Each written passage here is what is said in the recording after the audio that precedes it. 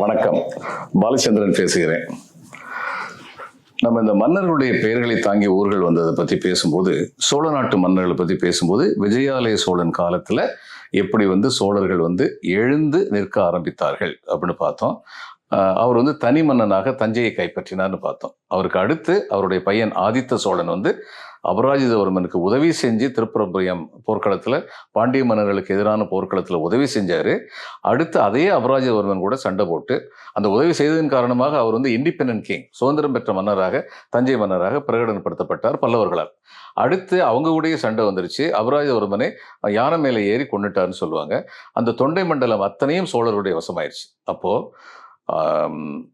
விஜயாலய சோழன் காலத்தில் துவங்கிய சோழருடைய வளர்ச்சி ஆதித்தன் காலத்தில் விரிவு பெற்றது. ஆனால் அப்படியும் அது ஒரு அரசாத்தான் இருந்தது. அதை பேரரசு ஆக்குனதுங்கிறது பராந்தகன். பராந்தகனுடைய காலத்தில் என்னாச்சு, தொண்டை மண்டலம் ஏற்கனவே இவங்க கையில் இருந்தது. இதை பாண்டிய நாட்டு 2 தரம் பாண்டிய நாட்டு மன்னர்களோட சண்டை போட்டு பாண்டிய நாட்டை தன்வசப்படுத்தி கொண்டார். அதையும் தவிர பாண்டிய மன்னர்களுக்கு உறுதுணையாக வந்த ஈழ மன்னரையும் வென்று அந்த இடத்திலையும் அந்த வெற்றியை அவர் அடைந்தார். அதனால சந்தேகம் இல்லாமல் தமிழகம் முழுவதும் ஏறக்குறைய அவருடைய ஆட்சிக்கு கீழ் விட்டது. சோழ மண்டலம், அடுத்து அந்த பக்கம் பல்லவ நாடு, இந்த பக்கம் பாண்டிய நாடு எல்லாமே. அவருடைய விருது பெயர்களில் ஒன்று வீரநாராயணன் அப்படிங்கிறது. ஆற்காடில் உள்ள வீரநாராயணபுரம் அப்படிங்கிற பெயர் கொண்ட ஊர் சில ஊர்கள், ஒன்று மட்டும் இல்லை, மோர் தென் ஒன்று உண்டு. அது எல்லாமே இவருடைய பெயரை தாங்கினது தான். இன்னைக்கு வீராணம் அப்படின்னு அதை சொல்லுவாங்க. அதே மாதிரி தான் வீரநாராயண ஏரி அவர் கட்டினது தான்.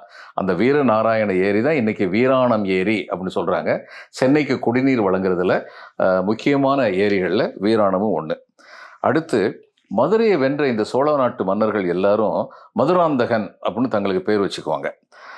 இந்த செங்கல்பட்டில் மதுராந்தகம் அப்படின்னு ஒரு ஊர் இன்னைக்கு நமக்கு எல்லாருக்கும் தெரியும், செங்கல்பட்டு மாவட்டத்தில் இருக்கு. அந்த ஊர் இவரால் உண்டாக்கப்பட்ட சதுர்வேதி மங்கலம் அப்படின்னு சொல்லி நம்ம கொள்ளலாம். கடப்பேரி அப்படிங்கிற பழமையான ஊரின் அருகே தான் இந்த மதுராந்தகம் அப்படிங்கிற ஊர் வந்தது. இவருடைய மனைவி வளவன் மாதேவி அப்படிங்கிறவங்க நிலைபெற்ற சதுர்வேதி மங்கலம் அப்படிங்கிற ஊர் வளவன் மாதேவி அப்படின்னு சொல்லி கூப்பிட ஆரம்பிச்சாங்க. தென்னார்காட்டு எறும்பூர் என்னும் உருமூர் கோயில் சாசனத்தால் வளவன் மாதேவி என்ற ஊர் மேற்கா நாட்டை சேர்ந்த பிரம்மதேயம் அப்படின்னு நமக்கு தெரியுது.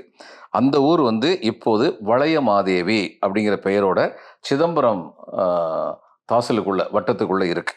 அதே மாதிரி உத்தமசீலி அப்படிங்கிறவர் இந்த பராந்தகருக்கு அப்புறம் பதவிக்கு வந்தவர். இந்த உத்தமசீலி வீரபாண்டியன் அப்படிங்கிற பாண்டிய மன்னரால் கொல்லப்பட்டவர்.